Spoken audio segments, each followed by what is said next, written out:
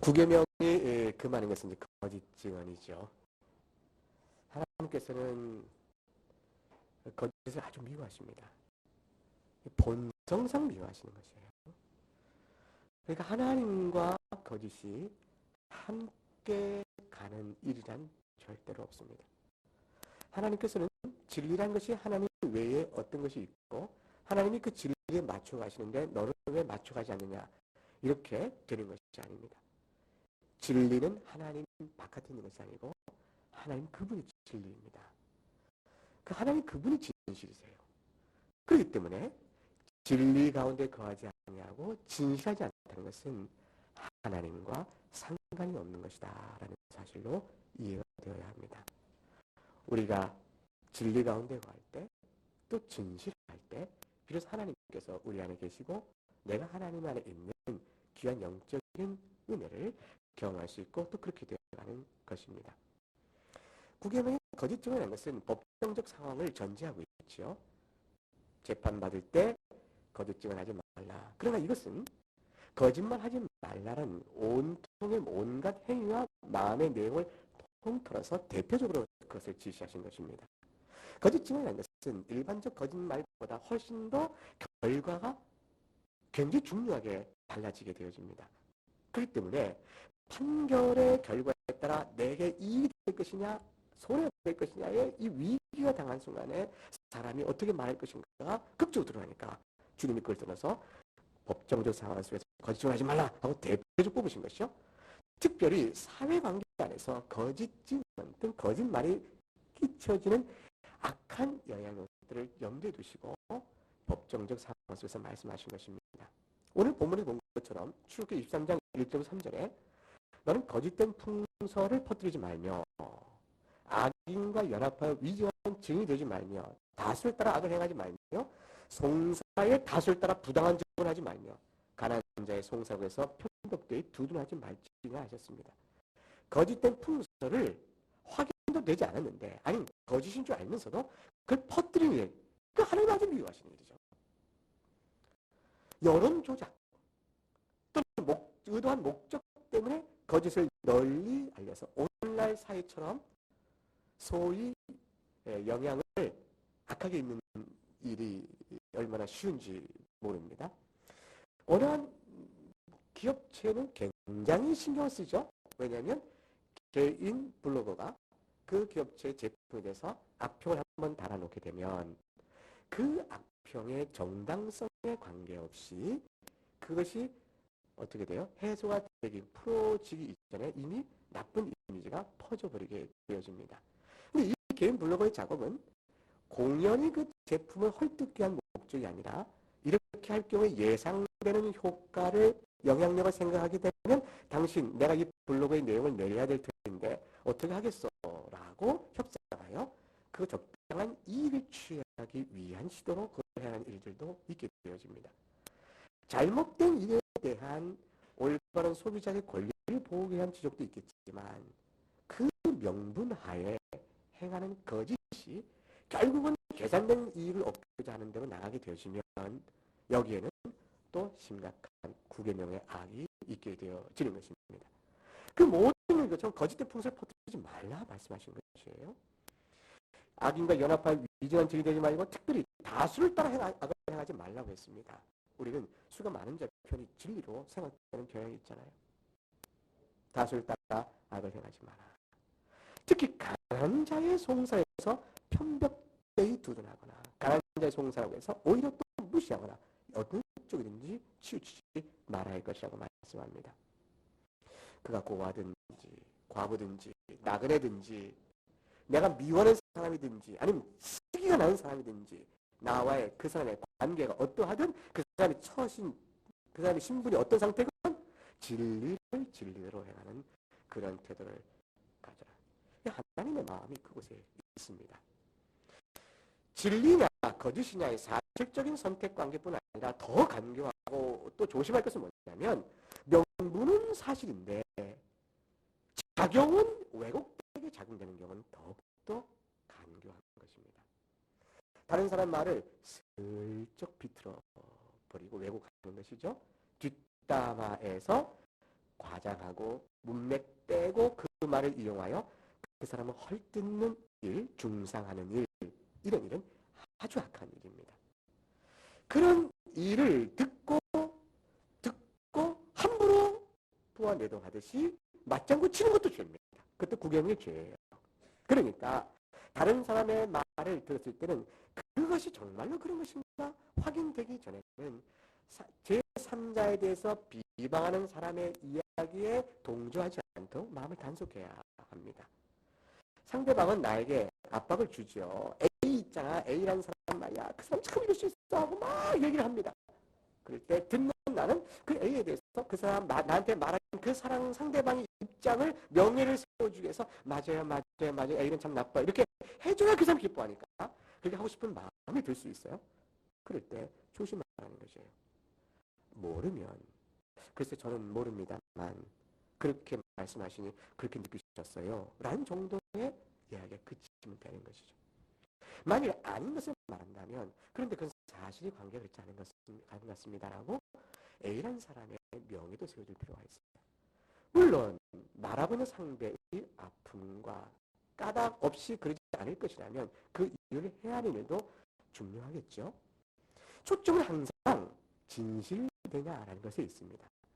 하나님께서 이 일을 얼마나 중요히 보시냐면 시편 15편 1절 3절에 가게 되면 하나님께서 내 나라에 들어오지 못하게 할 자가 누군가를 설명하시는데 이렇게 얘기했습니다.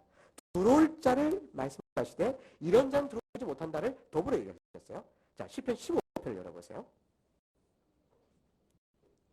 시편 15편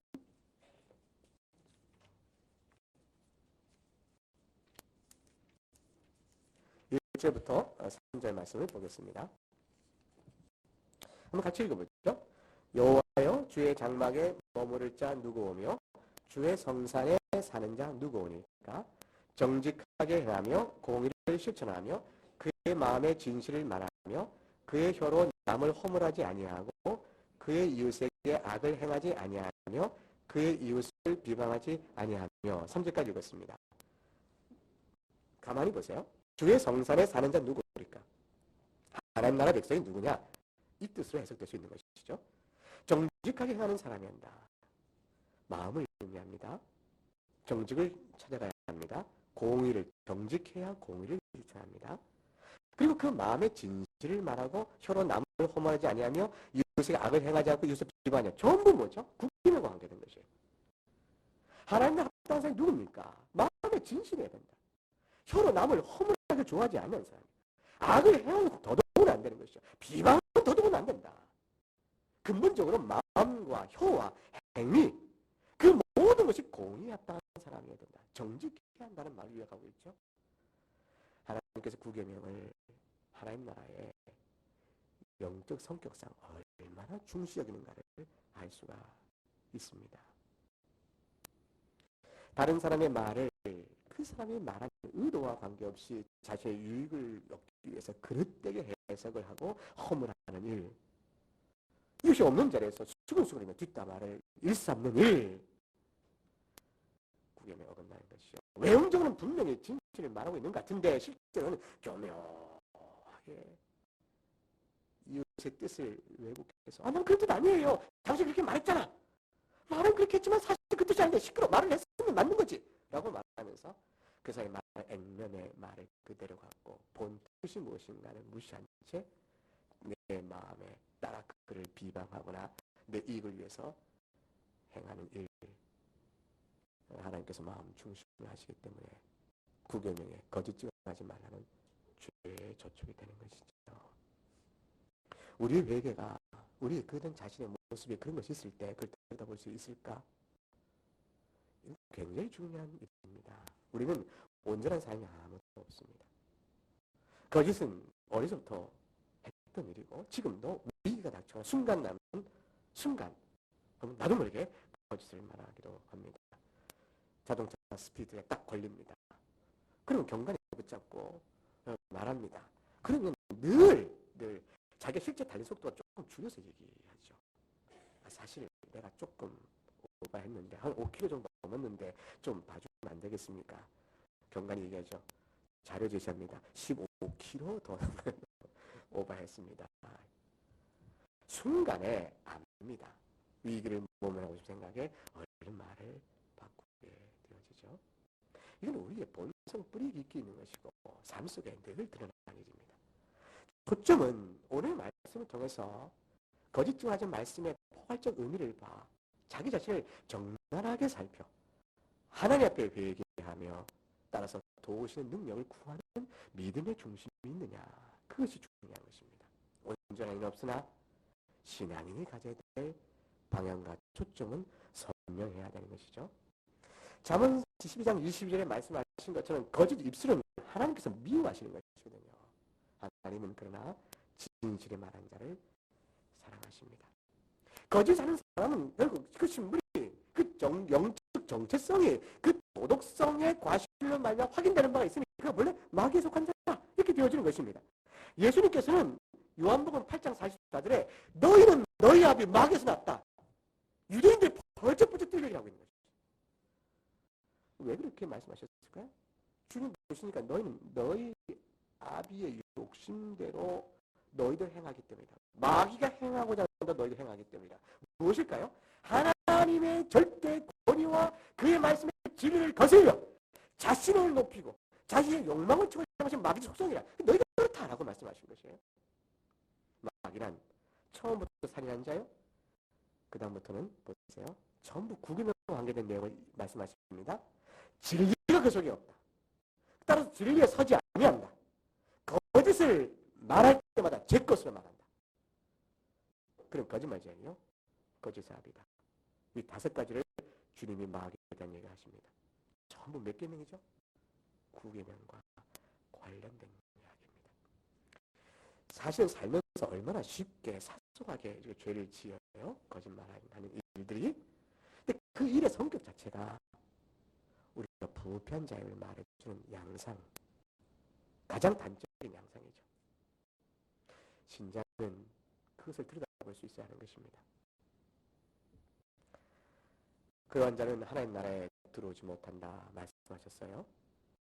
예수 그리스도의 죄의 용서가 아니면 어찌 하나님 나라에 들어가겠습니까? 이 모든 허물을 그냥 나면서부터 갖고 있는 우리들이요. 몇 마디 할 때마다 거짓이 툭툭툭 튀어나오는 우리들인데 예수 그리스도의 죄의 용서가 성령의 새롭게 하신 은혜가 없으면 누가 하나님 나라 갈 수 있을까? 거짓을 말하는 마귀의 속성, 그것에 따라서 그들이 당할 무서운 진노는 결국은 우상 숭배자들과 점술과 거짓말 모든 자들 불과 유황을 타는 불에 던져진다 했으니 둘째 사망에 처해지는 것 외에 다른 일이 없습니다.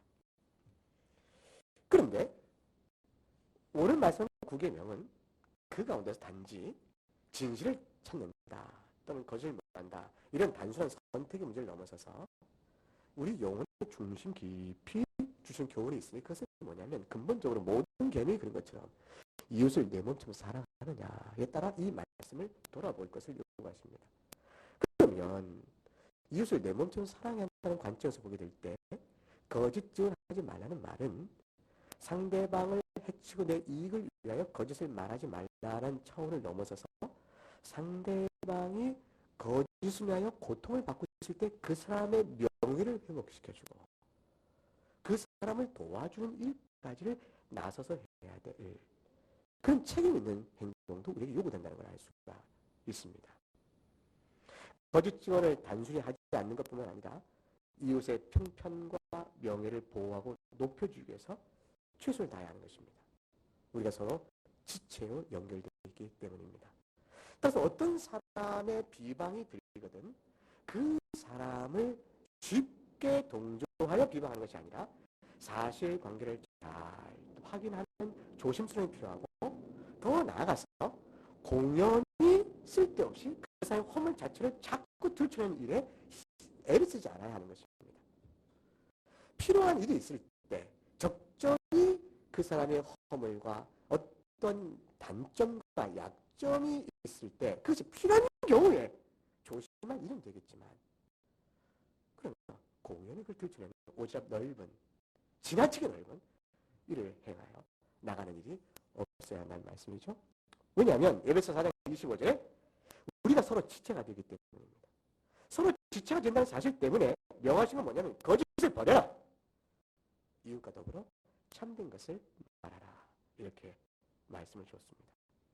베드로전서 4장 8절에 무엇보다도 너희가 서로 지쳐야 됐으니 뜨겁게 서로 사랑하라 하셨어요. 사랑은 허다한 죄를 들춰내느니라. 맞습니까? 아니죠. 사랑은 허다한 죄를 어떤다? 덮느니라 하셨습니다.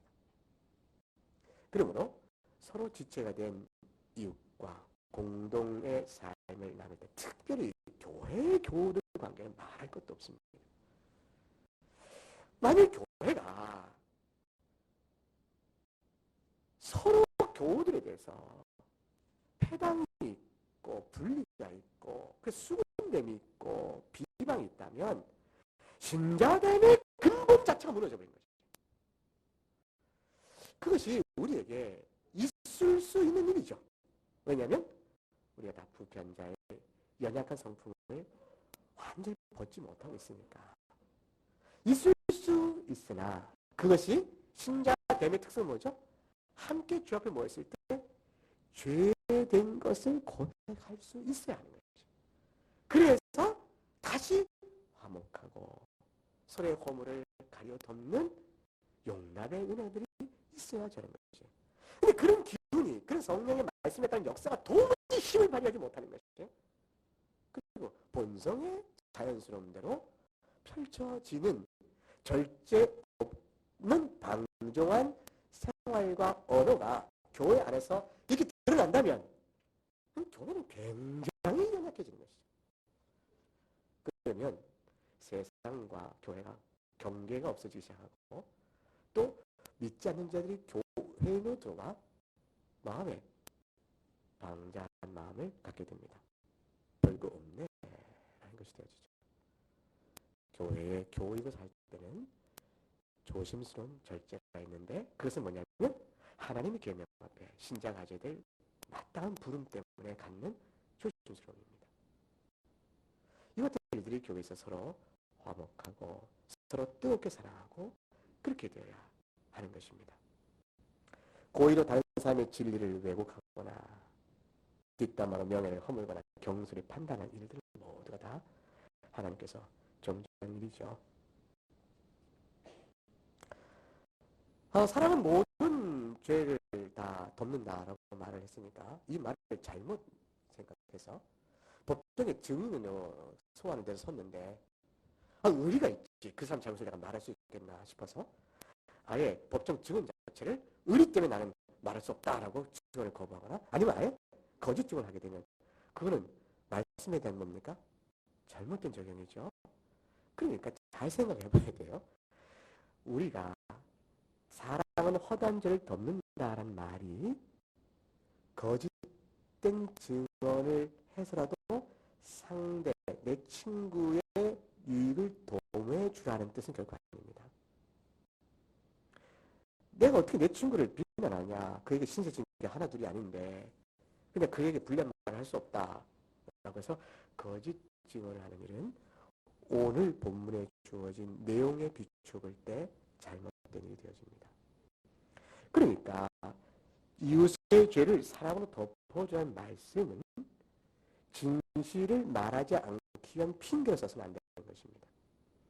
그러니까 진실을 말해야 한다는 것은 진실을 말한다는 명분하에 남을 해치는 일에 대한 악함을 경계한 것이지 상대의 명백한 악을 사회적으로 바로잡기 위하여 진실을 말해야 할 때도 말하지 말라는 식으로 설명되는 것은 잘못된 적용이죠.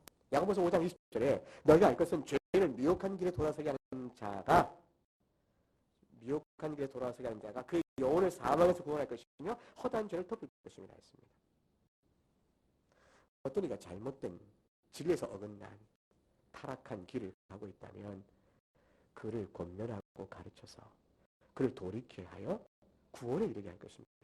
그것을 하기 위하여 그것은 잘못이요 라고 말하는 것은 오히려 사랑의 행위가 되는 것이지 그것을 말하지 않는 것은 사랑의 행위가 아닌 것입니다. 그러면 우리가 무엇이가 잘못된 것은 지적을 하고 또 좋으냐 했을 때 공연히 진실을 말한다고 하면서 이후의 잘못을 불필요하게 떠벌리는 일이 없어야 한다는 사실에 있습니다. 만약에 상대방의 잘못을 불필요하게 떠벌리고 들춰내고 한다면 그거는 악한 의도에서 한 것밖에 되지 않지요. 어떤 사람이 말을 합니다. 나는 우리 교회 나그네에게 왔는데 그분 있잖아요. 제가 처음 왔을 때 환영해주고 인사 나눈 분 있어요. 그분이 아마 김아무개 분 가신데 그분이 참 인상이 좋고 난 교회가 나그네가 참 따뜻하고 좋은 것 같아요. 라고 얘기했더니 그 사람이 에이구 몰라서 그래. 조금만 한 달만 다녀봐. 조금만 지나면 그분을 알 수가 있어. 조심해. 내가 미리 말해주는데 조심해. 우리 나그네 것은 그분 조심하면 돼. 뭐 이렇게 얘기한다면 이 얘기가 자기 말하면 진실한 경험을 가지고 그 사람의 신앙성을 보호하려고 말해주는 것 같지만 사실 뭐가 되죠? 악한 것이에요. 내가 그분과의 관계가 불편한 게 있다 치더라도 나만의 관계, 그것이 모든 사람의 관계에서 그런 것은 아닙니다. 왜냐하면 그 사람과 나와의 관계 속에 관계가 불편할 때는 그 사람만의 100% 책임이 아니라 누구의 책임도 있는 것이에요? 자신의 책임도 있는 것이라. 성격이 서로 자존심이 강해요. 강한 두 사람은 피차간에 마찰이 있게 되어집니다. 뭐야? 인사를 왜 내가 항상 먼저 해야 돼? 오늘은 하나하나 보자. 하고 내가 인사 먼저 안 한다 했더니 저 사람 뭐라는 거야? 인사도 안 하고 지나가네? 이래서 자존심 충돌이 되어져서 교만한 사람이니 하고 서로 편견을 갖고 있는 것입니다. 그런데 다른 사람을 만날 때는 그렇지 않을 수가 있는 것이에요. 자신이 겪은 어떤 사람의 관계를 놓고 제3자에게 그 어떤 비방을 험담을 미리 놓는 것은 오지랖이 넓어도 지나치게 넓은 것이요. 그걸 도리어 떠들고 다니면 내가 여러분 성도 모르지. 내가 알려주는데 A의 실제 모습을 내가 봤어. 라고 말하면서 쓸데없이 교인에게 돌아다니는 말을 한다면 그거는 하나님께서 아주 미워하는 일이 되어집니다.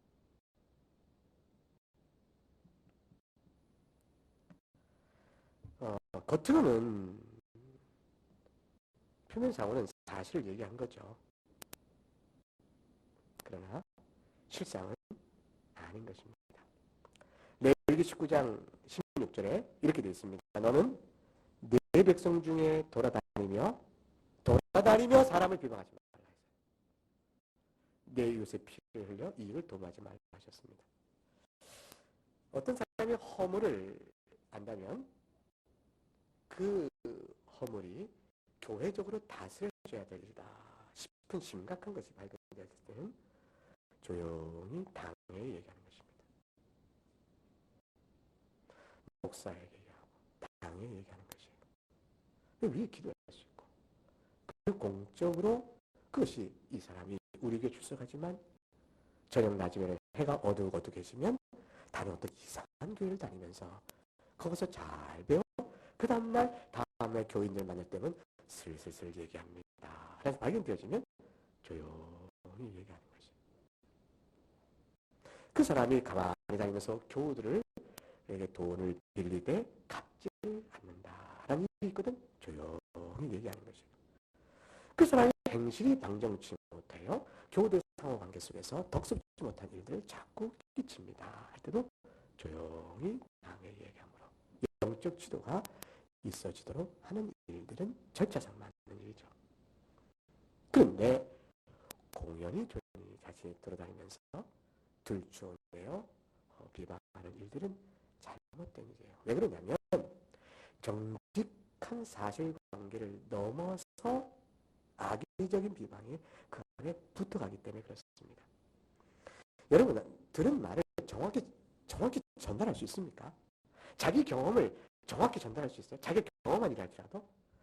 여러분 내가 경험한 일도요. 집에 아이가 와서 엄마 너 학교에서 이런 일 있었어? 하고 얘기해요. 그냥 저녁 때 늦게 아빠가 들어와요. 아빠가 학교에서 이런 일 있었다? 그랬어? 그 다음날 자기 누이한테 얘기합니다. 그리고 할머니한테 얘기합니다. 그리고 세 분이 만났어요. 할머니 만났어요. 할아버지 만났어요. 아빠, 엄마 네 분이 만났어요. 애가 뭘 했다며 이런 얘기가 좀 틀려요. 왜 그래요? 한 얘기 했는데 말하면서 경험과 상황 속에서 진실의 얘기를 더 덧붙이고 확인된 것도 있겠지만 과장된 얘기가 들어가기 시작합니다. 사람은 사실을 말하고자 해도 그렇게 진실을 말하면서도 항상 부족한 실수가 있습니다. 그런데 남을 미워하거나 또는 악한 의도로 말할 때는 더더구나 말할 것도 없습니다. 평소에 말할 때 덕담과 좋은 관점에서 이야기해 버릇해야 합니다. 그래서 없는 사람에 대해 얘기할 때는 그 사람의 좋은 점 외에는 말하지 않으려고 애를 쓰는 일이 중요합니다. 왜냐하면 둘, 셋이 모여서 없는 사람이 얘기를 흠을 보기 시작하면요. 이건 그 보통 나쁜 사람이 아닌 거예요. 이렇게 되면 그래서 항상 조심할 것은 무엇이냐면 그 사람이 있어도 괜찮은 그 사람에 대한 얘기인가를 늘 생각하고 얘기하는 것이 중요합니다. 너무 갑갑해요. 이거는 당신과 내가 나누지 않으면 안 됩니다 싶어서 어떤 사람에 대한 허물과 내가 겪은 분노, 내가 겪은 어떤 일을 그 사람에게 막 얘기를 해야 될 때가 있습니다. 그럴 때는 항상 먼저 하나님 앞에 쏟아놔야 돼요. 하나님 앞에 기도하며 다 쏟고 나면 그 다음에 눈을 들어 하나님 주시는 은혜가 있어요. 내가 말을 여기서 멈춰야겠다 하는 것을 생각할 수 있게 되어지고, 그리고 하나님께 그 기도 중에 내가 그 사람에 대한 허물과 속상함을 다 말하다 보면 말하고 있는 자신이 하나님 앞에서 하나님 저를 불쌍히 여겨주세요 라는 기도가 이어져 나오게 되어집니다. 우리의 진실성이라는 것은 하나님 앞에 있다는 사실을 늘 기억을 해야 합니다. 사람 앞에서 진실로 인정받는 데 있는 것이 아니고 하나님 앞에서 있는 것이에요. 그래서 사람들은 네 말이 맞잖아 라고 말해도 나는 아닌 것이고 하나님 아시는 것이죠. 네가 그 진실의 말을 빙자하여 결국에는 그거는 어떤 의도로 네 만족이 있었는가를 우리 속에 악한 본성을 드러내버리면 그것도 어떻게 될 거예요. 하나님 우리 다 아시는데. 야고보서 3장을 열어보겠습니다. 야고보서 3장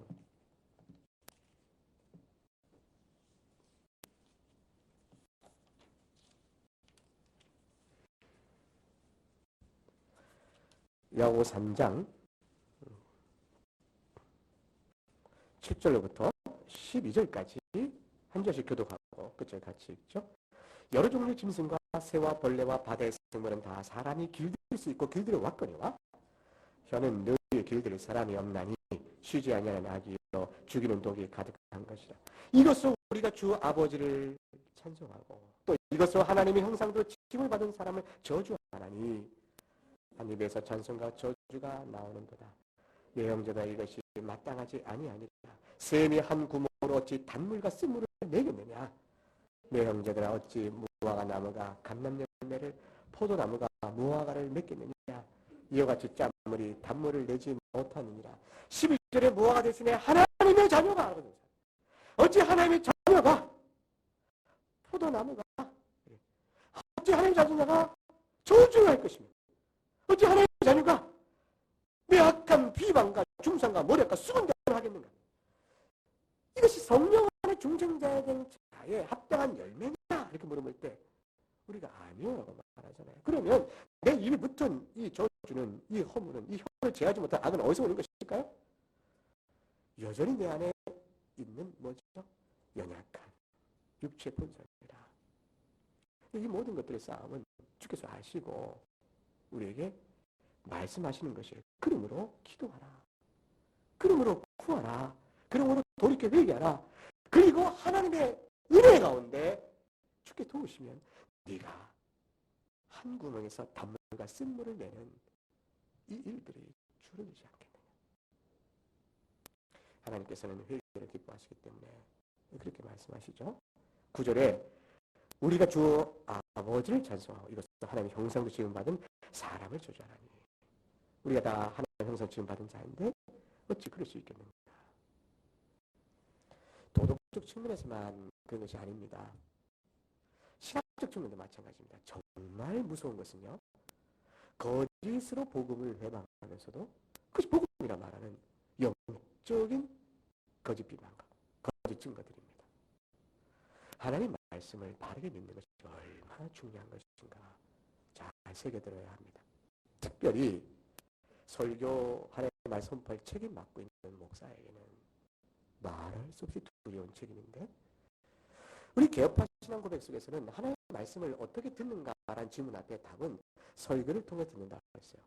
예배 가운데, 공적 예배 가운데 임하신 하나님께서 그의 종을 통해 선포하신 말씀을 통해 하나님의 말씀을 듣는다고 했는데, 그럴 수 있으면 전제 조건에 어떤 약속이 있는 것이죠?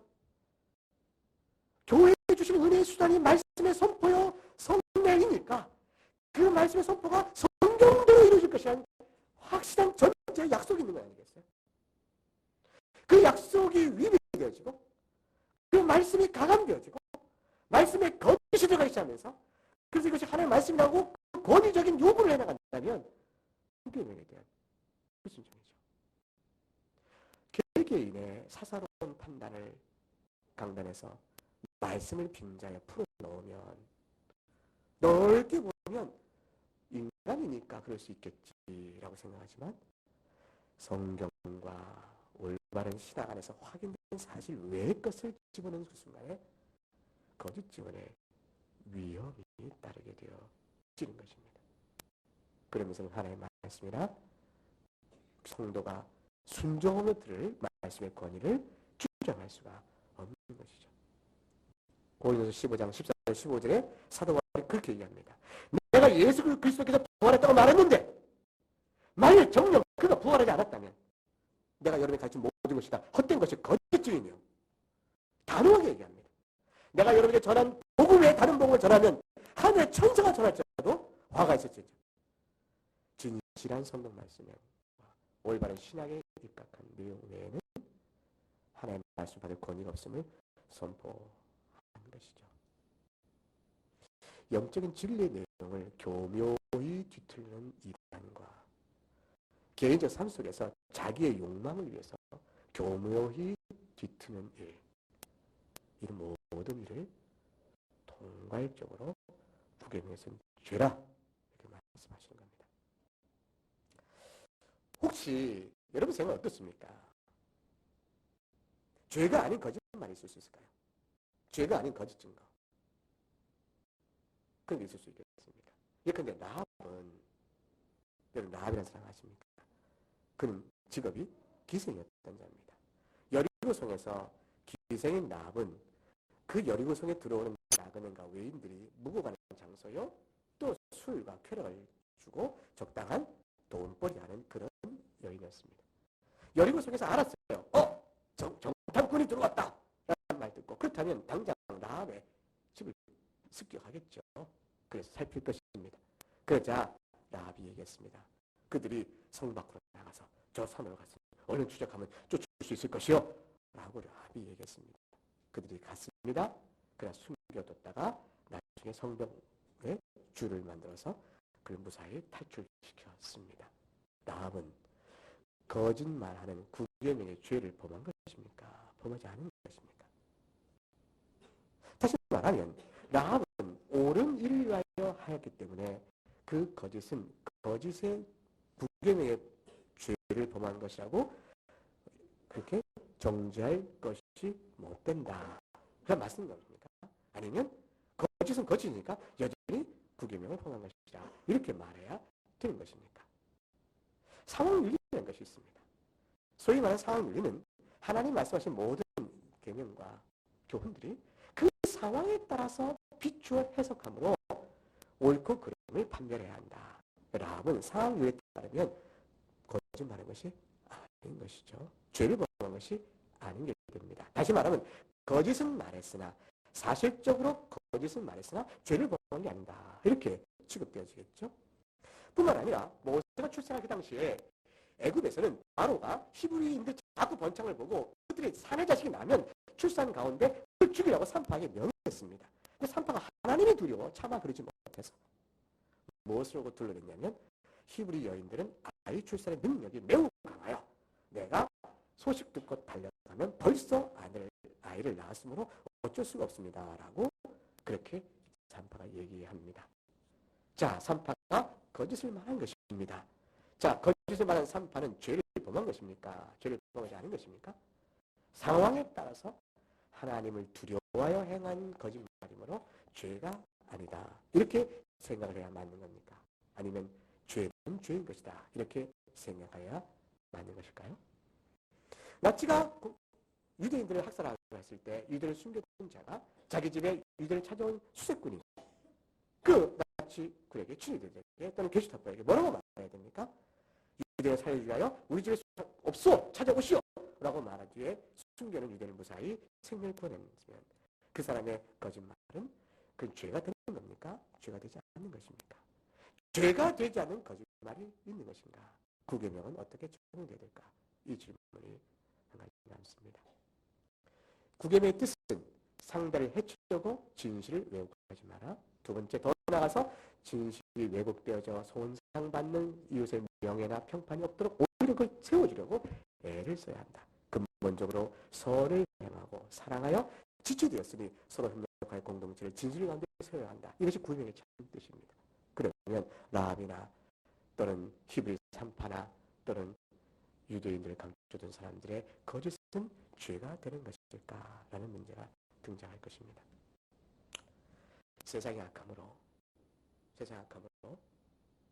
하나님의 더 큰 순종과 그 뜻을 위해서 우리의 선택은 하나님의 섭리와 능력의 간섭을 알지 못하니 우리 각각은 자기가 처한 환경 안에서 거짓을 최선인 줄 알고 선택할 수가 있습니다. 나치가 왔는데 숨겨둔 유대인들을 진실을 말한 데서 말할 수 있을 것이다. 진실을 여기 숨겼어 라고 말할 수 있다는 것은 우리에게는 생각하기 어려운 일입니다. 내가 말하더라도 하나님께서 갑자기 기적을 베풀어 땅이 갈라지게 해서 그들 전부 삼켜버려서 이들을 닫지 않겠다. 이런 기적이 날지 모른다는 기적적 기대를 갖고 진실을 말하고 하나님 책임입니다. 이렇게 말할 수 있겠는가? 라합이 정타고 찾아온 저들에게 여기 있다 라고 말함으로 정타 생명을 보존할 수 있을 것이고 상천하지에 너희가 믿는 하나님 같은 분이 없으므로 하나님 너희를 보호하실 거야. 나는 진리를 말한다. 진실을 말한다. 라고 이렇게 진실을 말해서 너희 하나님 너를 안 구했으니 나타나지 마라. 이렇게 말할 수 있겠는가? 이렇게 생각해서 진실을 말한다고 정통을 소재를 말할 수 있겠는가? 그래서 아마 없을 것이에요. 산파가 하나님이 두려워 아이를 받고 바로에게 적당한 구실로 둘러댔을 때 그리고 말 수가 있겠죠. 사람은 이 땅에 살면서 하나님의 적극적인 섭리와 행하신 일을 미리 알 수 없기 때문에 자신이 아는 범위에서 최선의 양심을 따라 판단하고 성경, 자기 아는 신학적 판단에 따라서 믿음에 따라서 어떤 행동을 결정하게 됩니다. 그것이 지금 말한 세 가지 일처럼 극적인 상황으로 내몰려서 때로는 거짓을 말하게 된 상황이 되기도 할 것입니다. 그러나 죄는 죄인 것입니다. 만약 그것을 죄가 아니라고 말하면 어떤 경우도 합리화와 정당화의 일들이 벌어지게 되어집니다. 결국 우리에게는 선택이 될 때가 있는 것이에요. 악을 해오자 하는 사람이 나의 진실을 이용하여 압박하여 그 악의 목적을 이루고자 할 때 그 악을 도울 것이냐 아니면 막을 것이냐에 어떤 선택의 기로가 있게 되어질 수 있습니다. 하나님의 그럴 경우는 하나님의 일반적인 뜻과 교훈의 일치하는 것이 무엇인가를 염두에 두어야 합니다. 그래야 정탐꾼을 살려두는 것이 그것이 선택이 되어지고 숨겨진 유대인들을 보호하는 것이 선택이 되어지고 히브리 산파는 그렇게 하는 것이 선택이 되어질 수 있습니다. 하나님께서 라합을 복주셨어요. 이 라합에 대해서 히브리 11장에 되면 믿음으로 정탐꾼들을 어떻게 따를까요? 그가 영접했다라고 말씀합니다. 그러니까 성경은 라합을 칭찬합니다. 그리고 또 야고보서 2장에 가게 되면 기생 라합이 사자들을 접대하여 다른 길을 나가겠다 이렇게 말합니다. 그래서 라합을 칭찬합니다. 칭찬 내용은 뭐냐면 그때 하나님 편에 섰다 여기에 있습니다. 거짓말했다는 칭찬 대상이 아니에요. 근데 그는 거짓을 선택할 수밖에 없었으나 하나님 편에 섰다. 결국 하나님 편에 서기 위해서 우리가 알고 있는 한계 내에서 어쩔 수 없는 극단적 선택 속에 거짓 선택하는 경우도 있을 때에 그가 돌이켜 하나님, 거짓을 말했으나 제가 알고 있는 형편과 처지에서 이거 외에 답이 없었습니다. 그러나 진실을 말함으로 하나님께 일하실 수 있는 어떤 기회와 일이 있는 제가 믿음이 없어 하지 못하고 판매되지 못할 이런 이유니 허물은 덮으시고 주의 뜻을 이루어가시길 기도합니다. 라고 기도하는 거짓 자체에 대한 죄됨에 대한 인식은 성도에게는 분명하게 자리하고 있어야 합니다. 상황을 합리화하여 거짓을 정당하게 되면 이 일이 습관이 되어져서 결국 거짓을 하지 말라라는 말씀의 뜻에 대한 임의적 적용과 결국 본래 하나님 주신 교훈의 의도를 전부 뒤엎는 비틀어 보이는 악을 범하게 되는 것입니다. 그런데 우리가 부모님이 교회 나가는 걸 방해하거나 핍박하는 가정 안에서 자란 사람의 경우 어떻습니까? 내가 예수를 믿게 되어진 것이에요. 하나님께 나가 예배, 주일 예배면 허되게 예배를 나가는데 부모님이 서서 너희는 어디 가냐? 교회 가는 걸 막으시는 부모님의 매질과 핍박 때문에 그때 얼른 한 얘기야. 저 친구 집 가서 학교 숙제해야 돼요. 라고 말해놓고 그리고 쓱 나가서는 예배당 가서 예배하고 돌아오는 일을 반복해서 하면서 예배를 드려갔던 한 아이가 있었다고 쳐줍니다. 네 아이가 내가 부모한테 나 친구 집 가요. 뭐 가요? 그때도 핑계를 만들어 가면서 마음속으로 이건 괜찮은 거야 이거는. 왜냐면 내가 하나님께 예배 드려간 것이니까 이거 괜찮은 거야. 라고 자기의 거짓을 정당화하고 괜찮게 예배하는 습관이 됐다 쳐보십시다. 그래서 어떤 일이 벌어질까요? 죄가 죄인지 모르게 되므로 훗날에 자기의 임의적으로 자기를 정당화하는 악에 빠지게 되죠. 그러나 그렇게 되지 않는 것입니다. 어느 때가 되어진 말씀 속에 마음에 큰 역사가 되어져요. 내가 아버지의 매를 맞더라도 교회 간다고 말하고 와요. 내가 더 이상 둘러댈 핑계를 낼 것이 아니다. 교회가 아닙니다. 뭐야 이놈아! 니놈이 왜 교회를 해요? 그래서 갑니다. 이면서 짓이 야단치고 하더라도 그래서 교회 간다고 말하고 내 맞고 교회 가겠다. 그렇게 되어지고 바뀌어갈 수 있는 것이죠. 선택을 한 겁니다. 진리가 언제 있기를. 결국 하나님께서 우리에게 말씀해 주시는 것은 어느 편에 중심을 두고 서느냐가 있는 것입니다. 하나님 앞에서 하나님이 하신 내 양심을 다하는데 진실할 수 있도록 해야 되겠다. 야곱이 아비 이삭을 속이고 장자권의 축복을 받습니다.